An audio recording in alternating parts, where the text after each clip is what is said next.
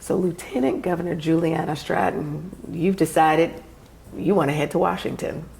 What about this moment did you believe your leadership was uniquely prepared to come to Washington at a time that is one of the most politically toxic and racially divisive time in our country?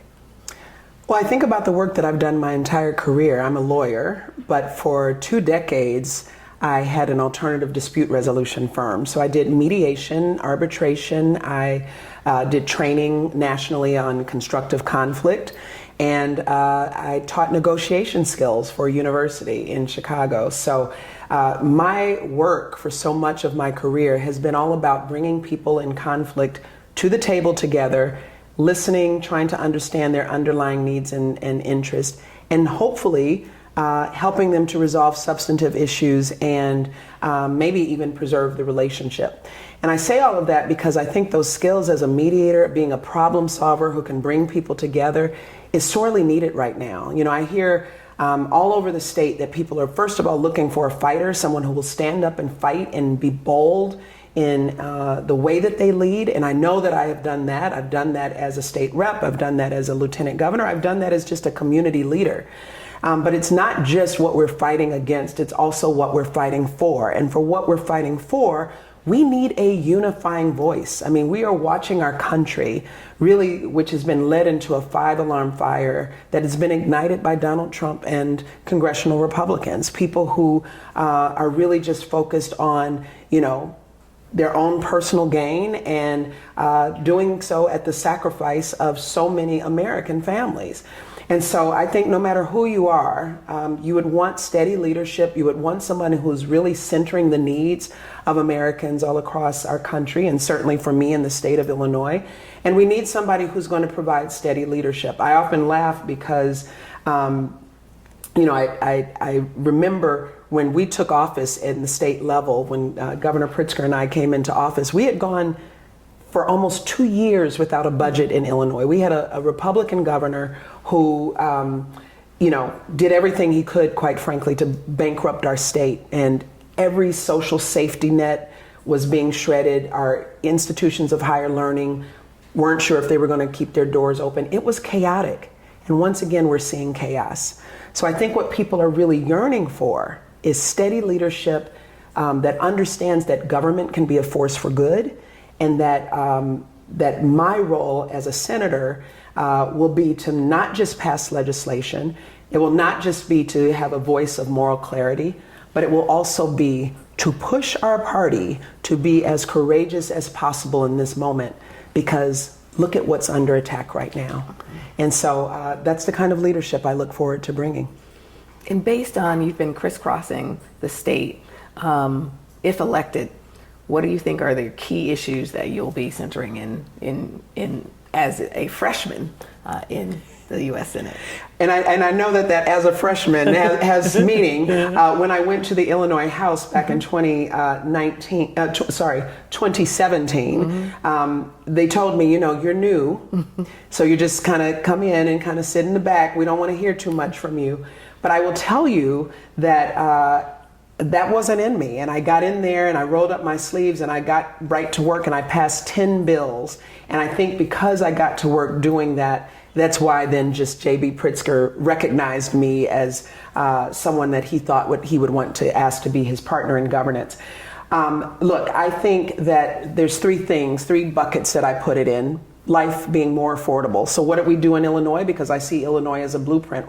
The minimum wage in Illinois was $8.25. We've raised it to $15 an hour, lifting so many people out of poverty. We have to address healthcare. I want to see universal healthcare coverage. I just don't think that people, I believe healthcare is a right and not a privilege, and I don't believe that people should have to choose of whether they can get healthcare coverage or they can pay some other bill. I don't believe that. And we've done so much in Illinois to lower the cost of prescription drugs, to make sure that we make healthcare more affordable.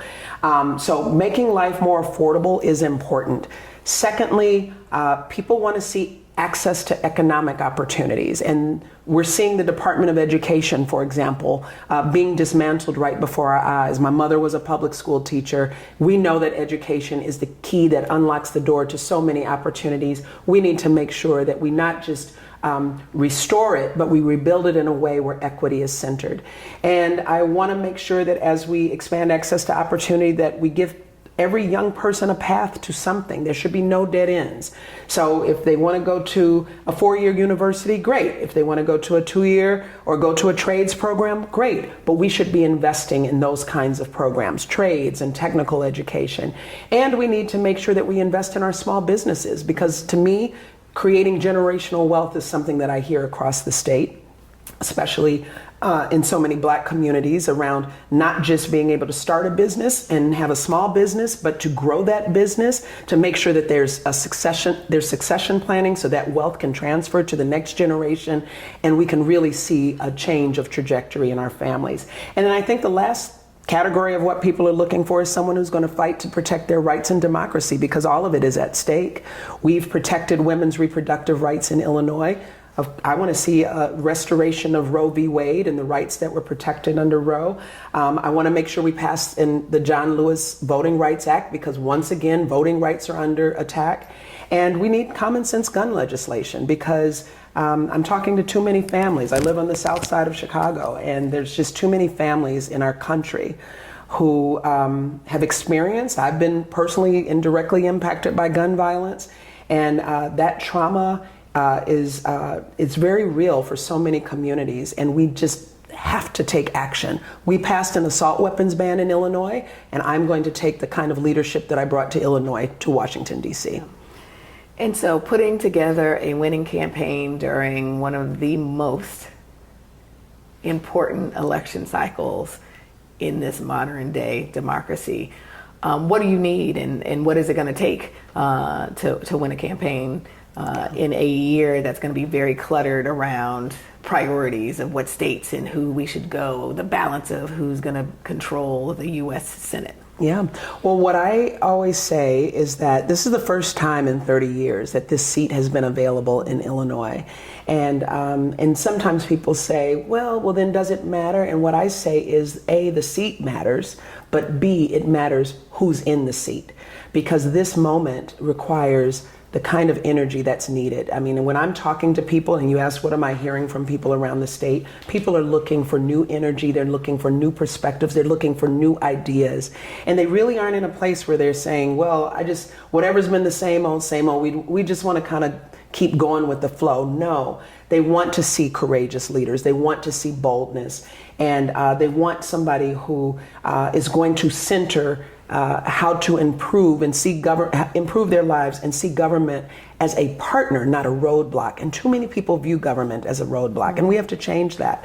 So what I need is, first of all, I have to do the work of, I'm proud of that we have built a winning coalition in my campaign, not just Governor Pritzker endorsing my candidacy, Senator Tammy Duckworth, and Congressman Danny Davis, and former Congressman Bobby Rush, and Ambassador Kara Mosley Braun, the first Black woman to ever be elected to the U.S. Senate, and about 140 others all across the state that have joined the team. But needless to say, I'm working hard to get my message out and connect with as many voters and earn their support, because that's what's most important.